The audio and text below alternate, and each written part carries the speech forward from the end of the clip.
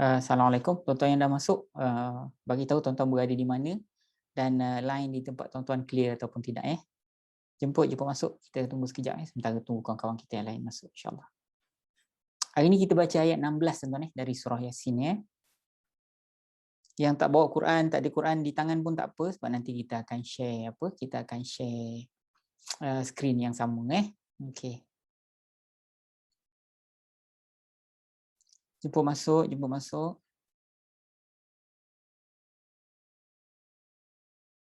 Silakan tuan-tuan yang dah masuk, bagi tahu tuan-tuan berada di mana ya.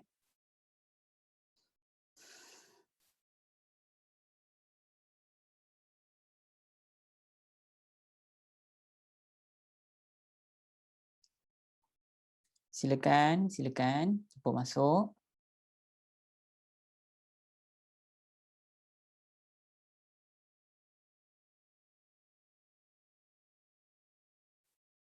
Silakan jemput masuk.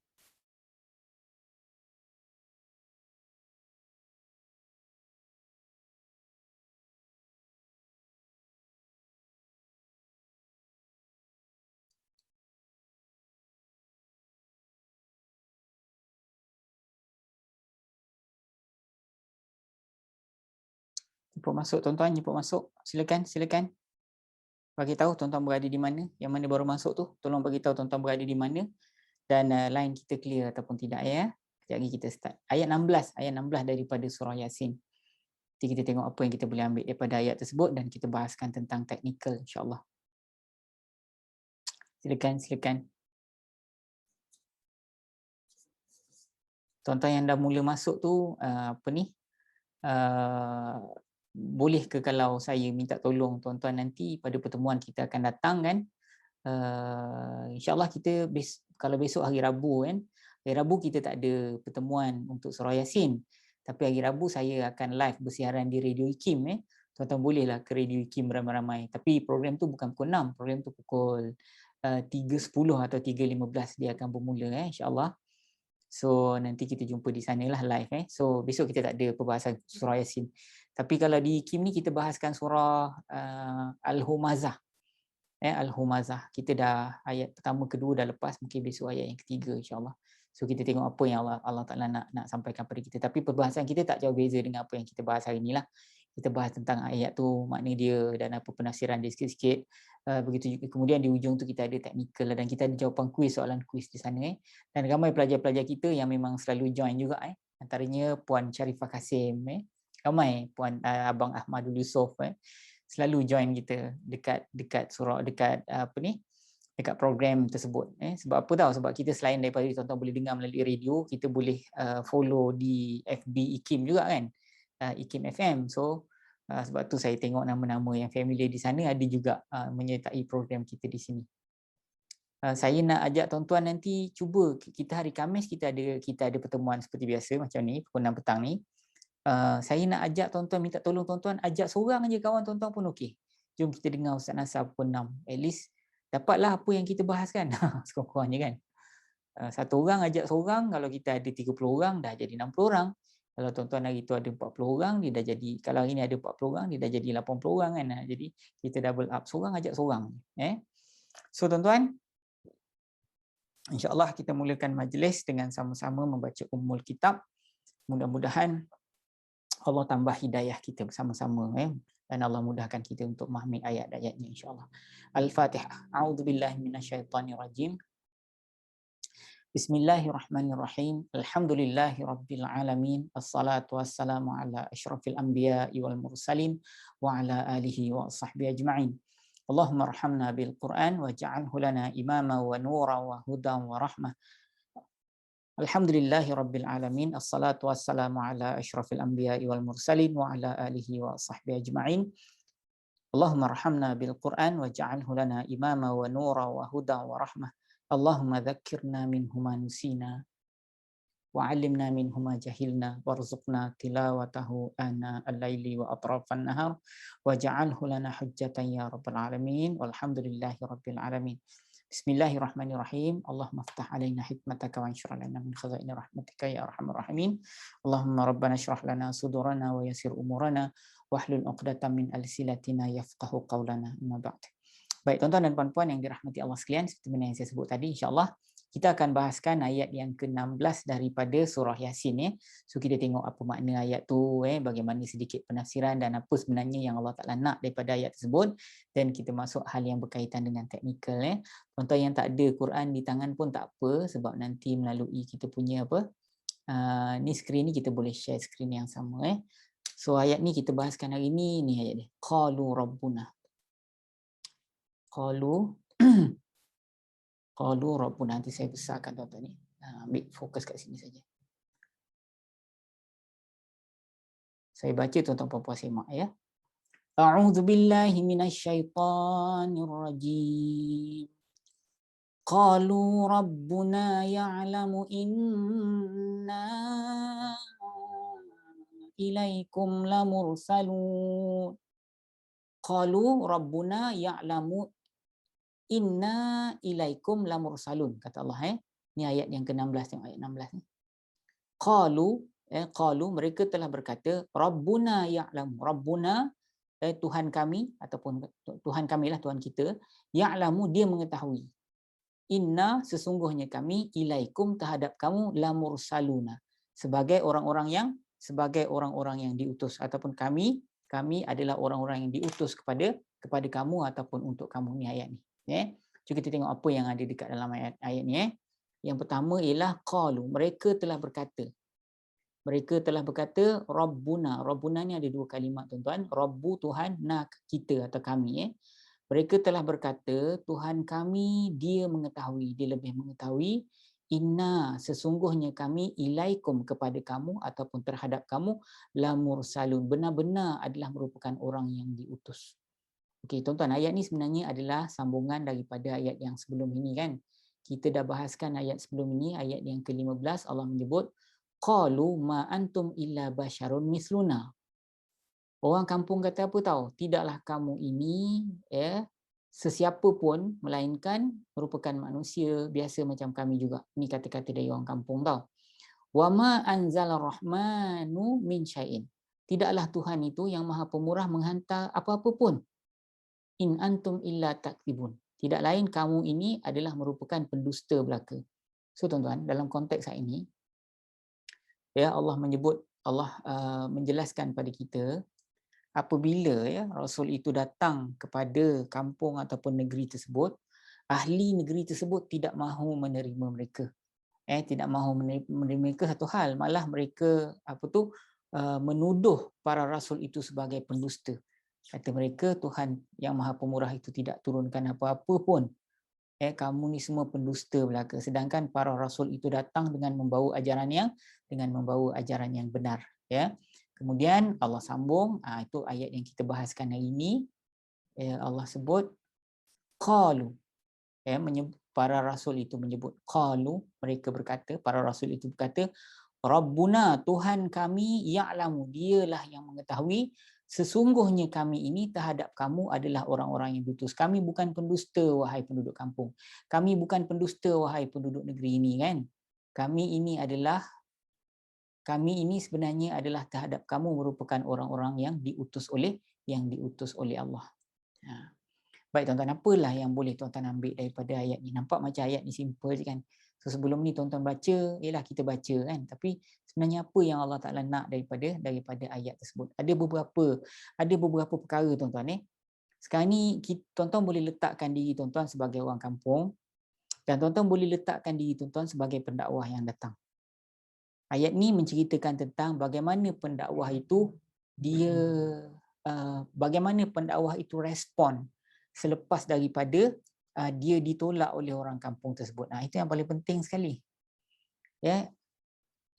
Pada pendapat saya, ayat ni Allah Subhanahu Wa Taala nak mengajar bagaimana para ustaz ataupun orang yang nak menyampaikan kebaikan ni, macam mana dia nak respon kalau sekiranya dia ditolak oleh mad'u dia ataupun orang yang dia cuba sampaikan dakwah tersebut. Baik, kita nak ajak orang buat kebaikan kan? Okey. Jadi dalam konteks ayat ni tuan-tuan, kalaulah andai kata tuan-tuan ialah orang yang berada di pihak seolah-olah macam berada di pihak orang yang menyampaikan kebenaran ataupun menyampaikan risalah Allah melalui cerita ni Rasul itulah. Jadi kalau tuan-tuan berada di pihak itu, yang pertama sekali ialah Allah nak hibur hati kita ni.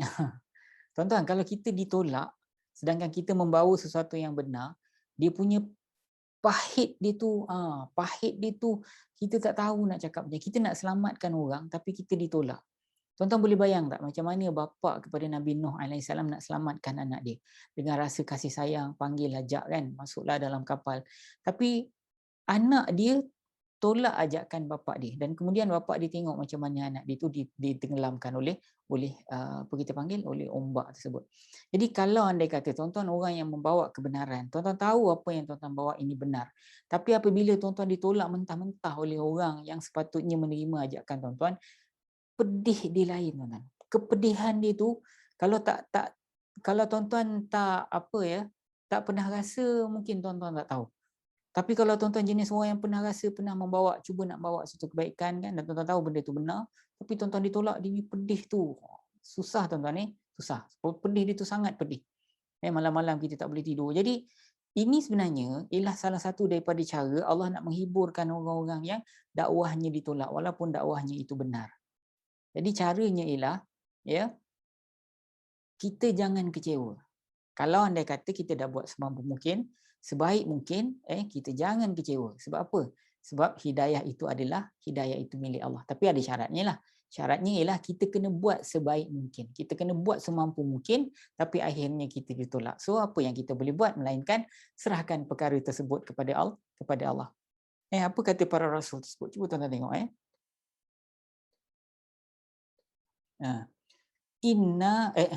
Rabbuna ya'lamu. Rabbuna ya'lamu. Tuhan kita dia mengetahui. Dia Maha mengetahui, dia yang lebih mengetahui. Inna ilaikum lamursalun. Sesungguhnya kami ini benar-benar adalah orang yang menyampaikan dakwah. Kami benar-benar adalah merupakan utusan dari Allah Azza wa Jalla. Jadi kan yang pertama, qalu rabbuna ya'lamu. Qalu rabbuna ya'lamu. Sesungguhnya qalu rabbuna, sesungguhnya Tuhan kita, Tuhan kami mengetahui. Tuhan kami tahu sebenarnya kami ini sebenarnya adalah yang datang kepada kamu sebagai utusan. Itu dia punya dia punya kunci untuk ketenangan hati tersebut.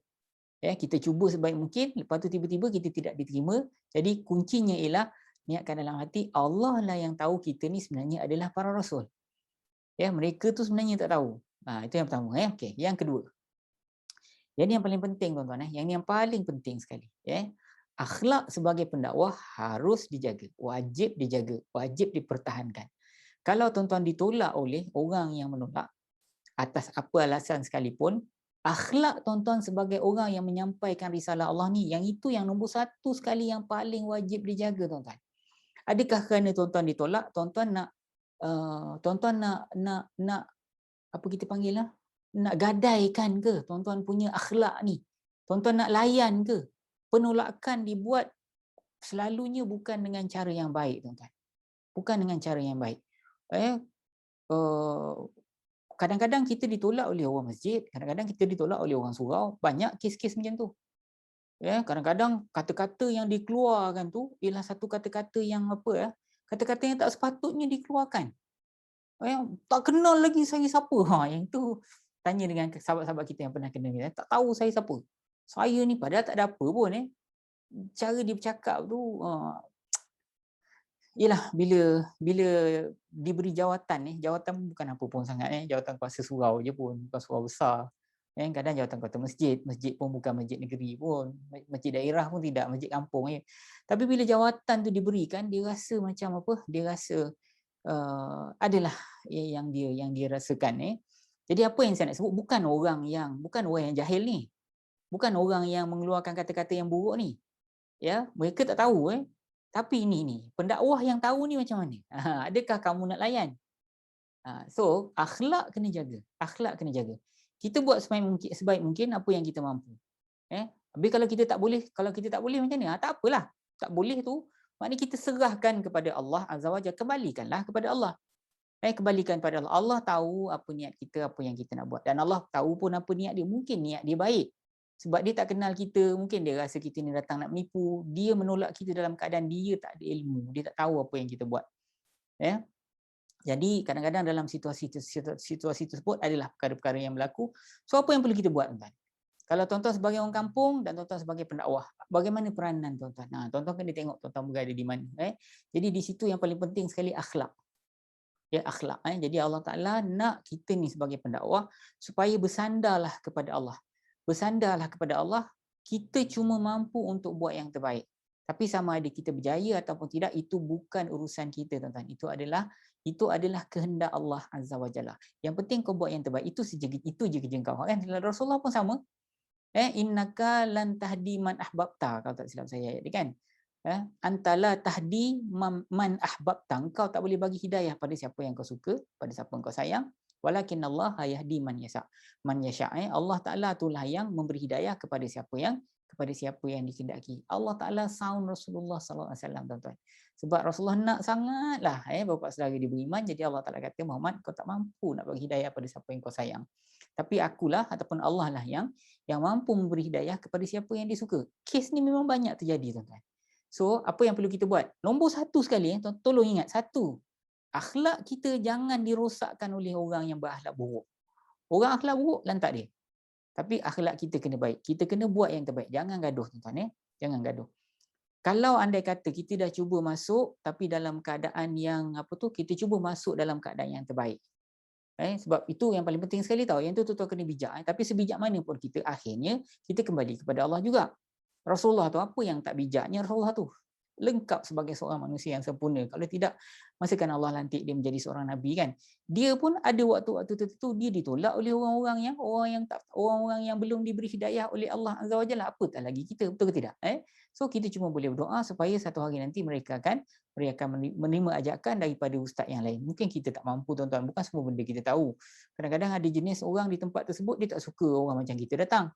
Dia suka orang yang datang dalam bentuk suka yang jenis ragut-ragut, yang jenis ramah. Mungkin orang tu, pendakwah tu yang mampu untuk menjinakkan mereka ataupun memulihkan akhlak mereka. Kita tak mampu. Jadi kita manusia biasa, kita kena akur bahawasanya Allah Subhanahu Wa Taala yang menentukan sama ada seseorang tu dapat hidayah ataupun tak dapat hidayah. So kembalikanlah kepada Allah. So tuan-tuan, saya nak minta tolong satu sebelum kita masuk pada teknikal. Apa kita panggil? Besok kita tak ada kelas, sebab besok hari Rabu kan. Besok kita ada live di IKIM. So tuan-tuan nanti boleh join kita punya program kita di Radio IKIM. Kalau tuan-tuan dengar radio lah. Kalau tuan-tuan nak masuk di FB, pergi IKIM FM. Di situ saya akan bersiaran dan besok kita akan kupas surah Al-Humazah. Al-Humazah. Besok kita dah mula surah Al-Humazah beberapa minggu dan besok adalah sambungan dia. Tapi saya nak minta tolongkan tuan-tuan satu. Boleh tak tuan-tuan ajak seorang pun cukup. Kalau sekarang ni kita ada 40 orang atau 30 orang sekarang ni kan. So kalau tuan-tuan boleh tiap-tiap seorang ajak seorang, nanti pertemuan akan datang kita bolehlah naikkan jadi 60 orang. Seorang-seorang ajak seorang. Kalau kita ada 30 dia jadi 60, kalau kita ada 40 dia jadi 80. Macam itulah. Pertemuan kita hari Khamis, tuan-tuan. Hari Khamis pukul 6 petang. Tuan-tuan ajakkan kawan, hari Khamis 6 petang kita sama-sama bersiaran, tengok FB kita bersama-sama supaya banyak sikit mata kat sini yang menonton rancangan kita dan kita akan kupas ayat yang berikutnya nanti. Dan tuan-tuan share dekat FB masing-masing juga. Dan yang nak ajak tu, tuan-tuan text lah. Jom dengar. Macam itulah. Okey. Ayat yang kita bahaskan hari ni ayat 16 kan. Okey, selain daripada tuan-tuan Allah nak kita bersandar. Allah nak kita bersandar kepada dia, dan kejayaan tu adalah ditentukan oleh Allah Azza wa Jalla. Okey, dakwah kita kena sandarkan kepada Allah Azza wa Jalla, dan kita tak mampu beri hidayah kepada orang. Jom kita tengok balik ayat ni, apa dia punya hal teknikal yang kita boleh bincangkan, tuan-tuan. Qalu rabbuna ya'lamu inna ilaikum lamursalun. Okey, qalu maknanya mereka telah berkata. Nanti saya ulang balik dia punya terjemahan secara mafhum sekali lagi supaya tuan-tuan boleh nampak ayat ni. Penafsiran dia kita dah tahu kan. Okey, apa teks asal dia? Okey, teks asal dia, mereka telah menjawab, para rasul itu telah menjawab, Tuhan kami dia yang mengetahui. Ataupun bolehlah tuan-tuan kata dia lah yang lebih mengetahui. Tuan-tuan kata, Ustaz, lebih tu mana ada tulis kat sini? Memang tak ada lah. Tapi Allah kan, tentulah dia yang lebih mengetahui. Qalu, mereka telah berkata, Tuhan kami, dialah yang lebih mengetahui. Sesungguhnya kami terhadap kamu, wahai penduduk negeri, la mursalun, benar-benar merupakan orang yang diutus. Merupakan benar-benar orang yang diutus. Ini respon para rasul tersebut selepas mereka ditolak oleh orang kampung tersebut. Orang kampung tersebut telah menolak mereka dengan cara yang bercampur antara baik dan buruk. Tuan-tuan tengok ayat sebelum ni. Dia combinekan penolakan itu dengan cara yang intelijen dan dengan cara yang kasar. Punya pandainya orang kampung ni, tuan-tuan. Tapi walaupun pedih dan periknya para rasul ini, macam mana respon dia? Responnya ialah Tuhan kamilah yang lebih mengetahui, sesungguhnya kami merupakan rasul yang diutus kepada kamu. Okay, kalimat yang pertama, qalu, mereka telah berkata. Okey tuan-tuan, cuba tengok. Mereka telah berkata, qalu. Ni isim ke fi'il ke haraf, tuan-tuan? Ada mereka, ada telah, ya. So ini nanti saya bawa kat tuan-tuan, ya. Ni diagram kita yang pertama kan. Okey. Ini ada telah. Tuan-tuan kena ingat tahu, itu kalimat fi'il lah. Ada telah tu merupakan fi'il madhi. Kalau fi'il, tuan-tuan, dia wajib kena ada ganti nama diri tau. Tuan-tuan tengok, saya nak jelaskan pada tuan-tuan perkara ni penting ni. Okey, kalimat fi'il yang tuan-tuan jumpa dekat dalam Al-Quran. Fi'il kan ada 3, ada fi'il madhi, mudhari' dan amar kan. So setiap kalimat fi'il yang tuan-tuan jumpa dalam Al-Quran, dia wajib kena ada satu ganti nama diri dekat dalam dia. Wajib. Kalau tak ada, maka terjemahan tu salah ataupun tak sempurna. Wajib kena ada. Sebab tu setiap kalimat perbuatan dalam Al-Quran kan dia ada hari ni kita fokus sikit pasal fi'il. Saya nak jelaskan tuan-tuan tentang fi'il. Wajib kena ada ganti nama diri. Kalimat perbuatan, tuan-tuan, dia setiap perbuatan ni, setiap ganti nama diri yang terdapat dekat dalam kalimat perbuatan tersebut menyebabkan sebutan kepada perbuatan itu menjadi berbeza. Kalau macam kita dalam bahasa Melayu kan, kita katalah kita ambil satu perbuatan duduk ke makan ke duduk, kita ambil duduk. Tuan-tuan, kalau siapa pun duduk, kita akan sebut duduk. Dia duduk, engkau duduk, aku duduk, mereka duduk, kami duduk, tetap duduk. Tapi dalam bahasa Arab, dia, aku, mereka, engkau tu tidak disebut. Perbuatan duduk itu yang dia ubah suai, bergantung kepada siapa ganti nama diri yang merupakan pelaku kepada perbuatan duduk itu. Saya bagi tuan-tuan satu contoh. Kalau dalam bahasa Arab, tuan-tuan nak kata aku duduk kan, tuan-tuan kena sebut dua patah perkataan, aku dan duduk. Tapi dalam bahasa Arab tak payah sebut, duduk aja. Duduk saja. Tapi walaupun tuan-tuan sebut satu perkataan saja, tapi orang Arab dengar, tahu siapa yang duduk. Sebab ganti nama diri aku, dia, engkau tu hanya diwakili oleh huruf yang tertentu saja. Saya bagi tuan-tuan satu contoh. Kalau aku duduk dalam bahasa Arab, ajlisu tau, ajlisu. Tak payah kata ana ajlisu, ana tak payah sebut. Tuan-tuan sebut ajlisu, automatik orang Arab tahu yang duduk itulah aku duduk. Kalau engkau duduk, bukan ajlisu sebutan dia. Kalau engkau duduk, ta pula dipangkal. Tajlisu. Tajlisu tau. Jadi bila orang Arab dengar, anta tak sebut anta tajlisu. Bila tuan-tuan orang Arab dengar je tajlisu, automatik orang Arab akan tahu yang duduk tu ialah engkau duduk. Dia berbeza dengan bahasa Melayu. Kalau dia duduk, yajlisu. Kalau mereka duduk, yajlisuna. Kalau kamu semua duduk, tajlisuna. Kalau kami duduk, najlisu. Nampak? Dia ganti nama diri tu hanya diwakili oleh huruf-huruf tertentu je dalam kalimat. Tak payahlah nak sebut ana ke anta ke huwa ke hiya ke tak payah sebut. Okey tuan-tuan setiap kalimat perbuatan wajib kena ada ganti nama diri dekat dalam tu. Okey. Kalau dalam sistem lama yang macam saya dan ustaz-ustaz lain yang belajar sistem ni dulu tak ada tuan-tuan tahu. Jadi setiap kalimat perbuatan kita nak tahu siapa ganti nama diri dekat dalam tu, dia duduk ke aku duduk ke engkau duduk ke. Tuan-tuan kena hafal lah 14 sebutan. Kenapa 14? Sebab dalam bahasa Arab dia ada 14 ganti nama diri tau. Dia, aku, mereka, engkau, saya, awak, kami. Tuan-tuan dengar saya demonstrate dekat tuan-tuan Ini kalau belajar bahasa Arab sistem lama, benda ni kena belajar dulu awal tau.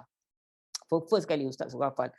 Huwa humma hum, hiya humma hunna, anta antuma antum, anti antuma antunna, ana nahnu. Dia, aku, mereka, saya, awak, kami. Itu semua dia tu.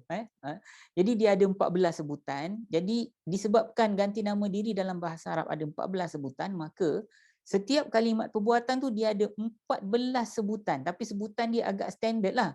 Standard tu maksudnya apa? Penambahan itu standard. Kalau untuk dia mesti ya di pangkal. Kalau fi'il mudhari' lah. Kalau untuk engkau mesti ta di pangkal. Saya bagi tuan-tuan satu contoh. Kita ambil dua kalimat perbuatan. Yang pertama duduk, yang kedua kita ambil pukul.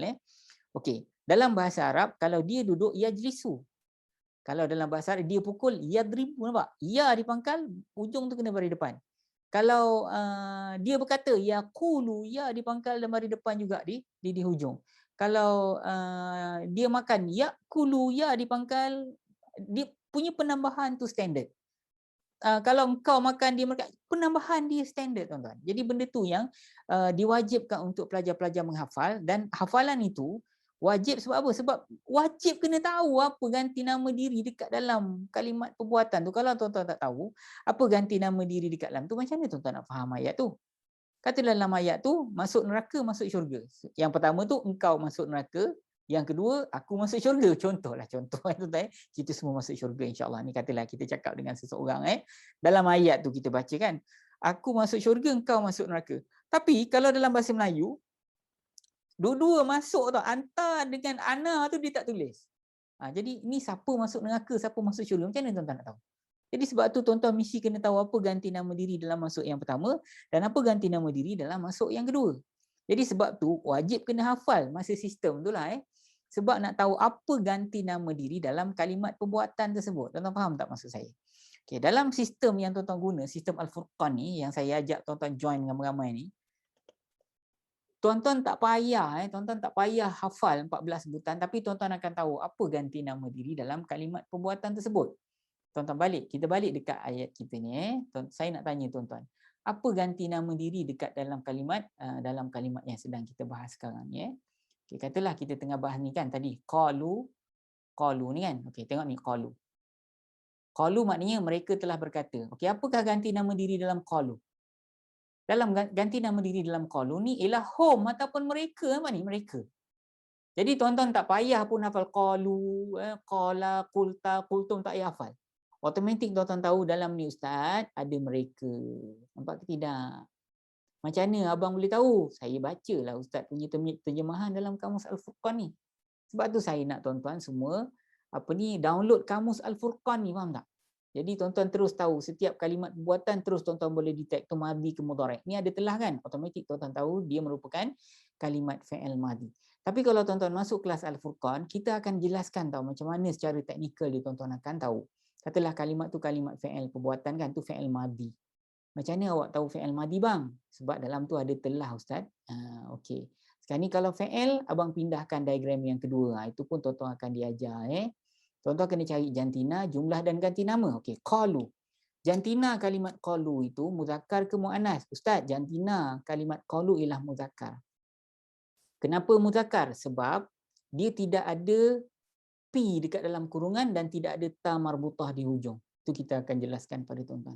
Okay, jumlah dia mufrad ke jamak? Mufrad tu maksudnya singular. Jamak tu artinya plural ataupun ramai. Musanna ni kita jarang jumpa dalam Al-Quran. Ustaz kata kat situ mereka telah berkata. Kalau mereka tentulah ramai ustaz. Kalau dia telah berkata barulah mufrad seorang. Jadi tuan-tuan tahu kalimat tu jantina, kalimat tu muzakkar, jumlah dia plural ataupun jamak. Okey, ganti nama diri yang keberapa? Kalau ustaz kata mereka kan, mereka. Kalau mereka first person ke second person ke third person, tuan-tuan tengok saya Mereka ni tuan-tuan, dia ialah third person. Kalau first person, the one who talk kan, kita kan. Aku itu first person. Kalau seorang, kalau ramai kami, first person Tapi kalau engkau itu second person. Engkau tu kalau seorang, kamu kalau ramai itu second person.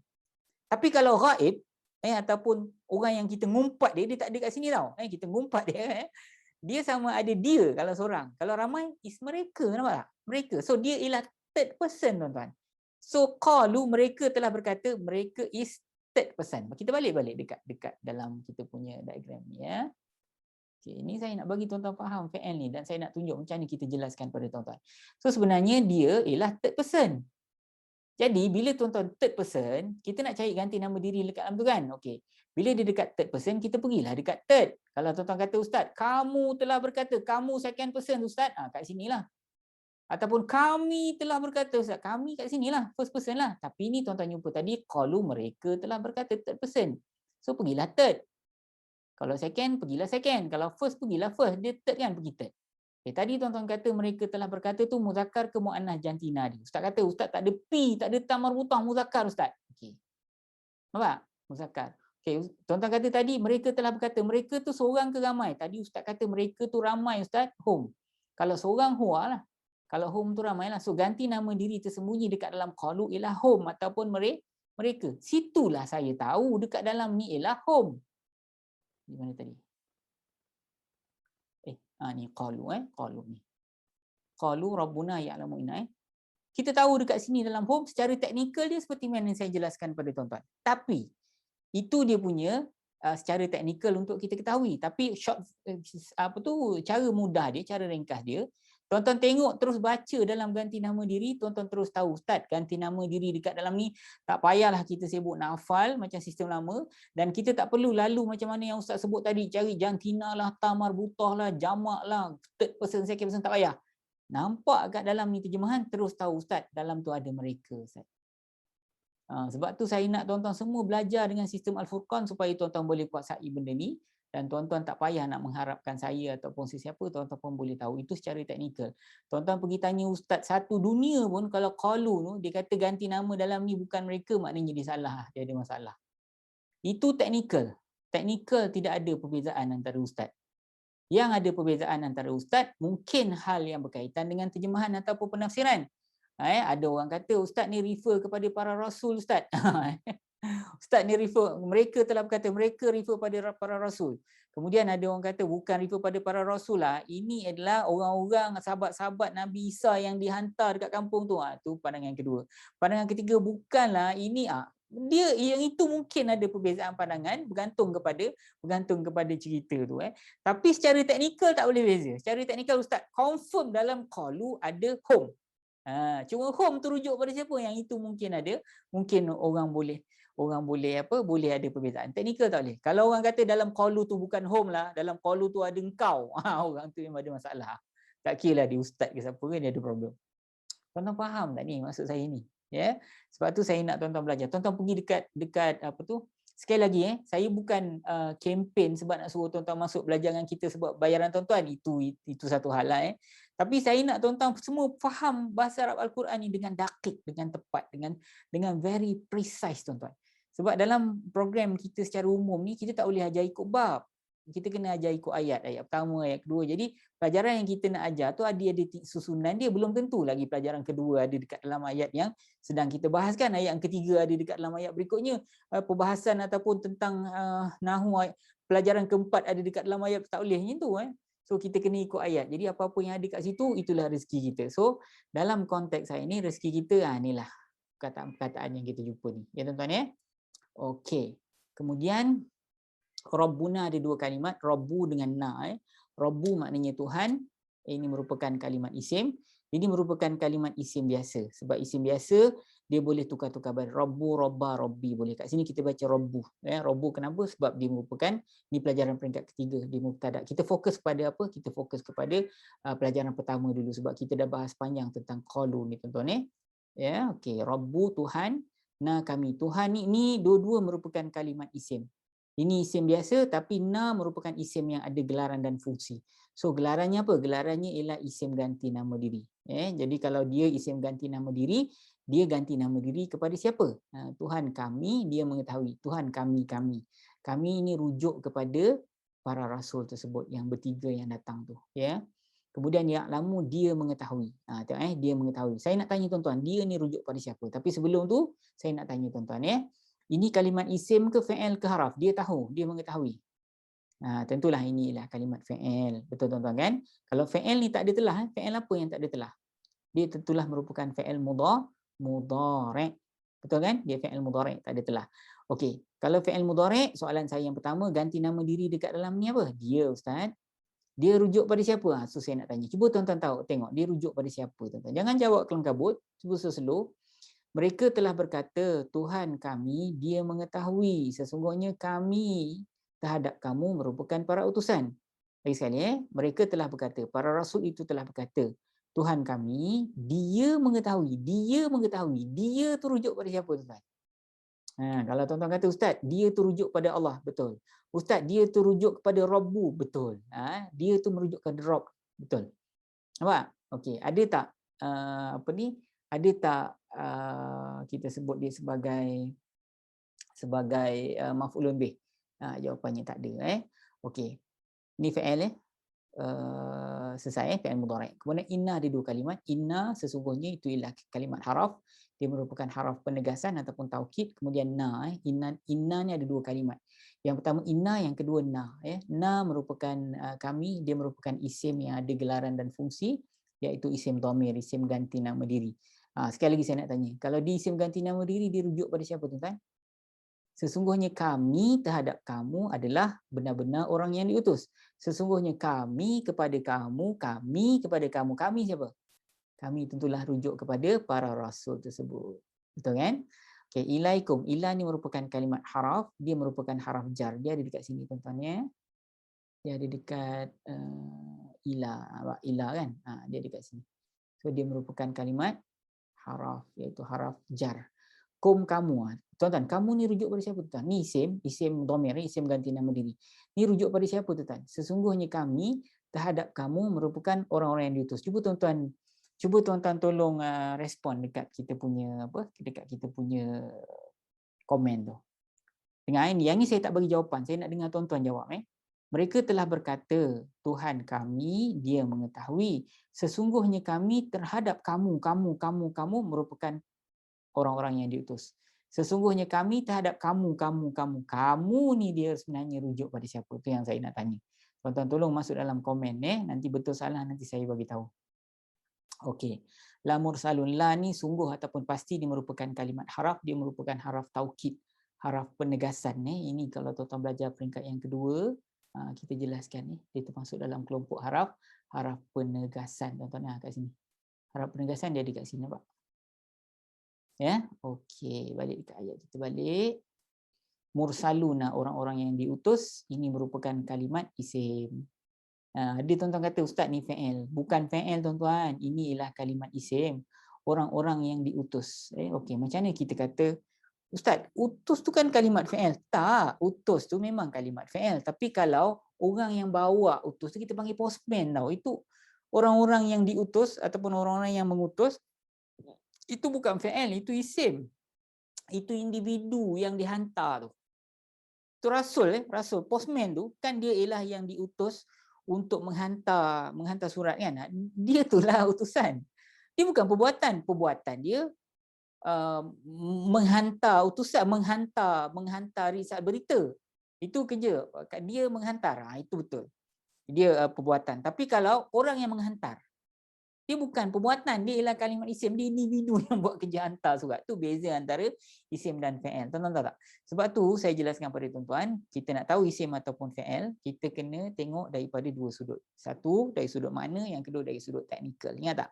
Kalau teknikal tu saya pernah jelaskan tuan-tuan, nanti kita ulang balik, tuan-tuan yang risau kena tengok ada alif lam di pangkal ataupun tanwin di hujung ataupun baris bawah di hujung. Kalau tuan-tuan tengok dekat mursalun tu memang tak ada satu pun.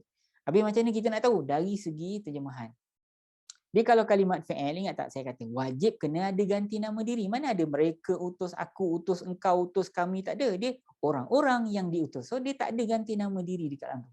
Tak ada mereka, aku, awak, kami, semua tak ada. Faham tak? Okay, tuan-tuan, dengar sini elok. Saya nak minta tolong dengan tuan-tuan. Carilah kawan tuan-tuan seorang-seorang pun jadilah tuan-tuan untuk join kita pada hari Khamis nanti. Besok hari Rabu, saya ajak tuan-tuan pergi dengar Radio Ikim lah, pukul 3.10 ataupun 3.15 saya dengan DJ Siti ada dekat sana. So, kita akan bahaskan tentang surah Al-Hutamah.